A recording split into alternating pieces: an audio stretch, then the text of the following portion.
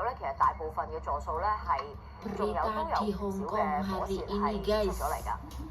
咁見到咧，其實成晚咧嗰個嘅火勢咧都係比較大風。咁消防咧亦都咧就係架雲梯咧，就係向呢大廈咧去射水咧係降溫㗎。嗱，據了解啦，消防咧其實咧係每一座咧係派出一個專門嘅高級消防區長或者係消防區長咧去做呢個嘅指揮。咁希望盡快能夠咧係將咧係嗰個火勢咧係控制到，並且係救熄㗎。嗱，講翻傷者方面，嗱暫時係13死15傷。咁我哋喺挨晚嘅時候咧，又見到咧幾個嘅傷者抬過出嚟㗎。咁包括一個係着消防員制服嘅傷者。咁去到咧8點幾打後咧，亦都係有幾個傷者係抬咗出嚟。咁部分咧係要戴呢個嘅氧氣罩。嗱，見到政府各方面咧喺支援方面咧，其實咧係開咗咧5間嘅臨時庇護中心咧，係俾居民入住。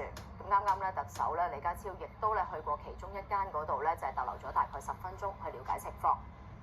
李家超嚟緊，頭先李家超嚟啊！最新咧有一個頭先大波嘅，就係烏溪沙青年新村，即晚會開900個嘅臨時宿位咧，係俾咧有需要嘅市民咧係去入住㗎。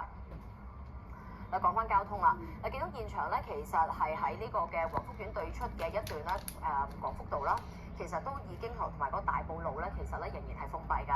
運輸署就話啦，聽日咧多個來往大埔路段嘅方面咧仍然係封閉。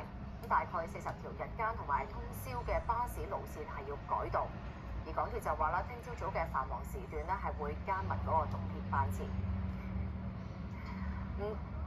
市民就可以留意翻啦。嗱，見到啦，最後講講啦，就係而家個火係仲未救熄，亦都係未完全控制到㗎。哇！而家幾點啊？可以去到咧政府咧5間嘅庇護中心嗰度咧去閘住。現場情況睇到呢度，新聞都報道完啦，再會。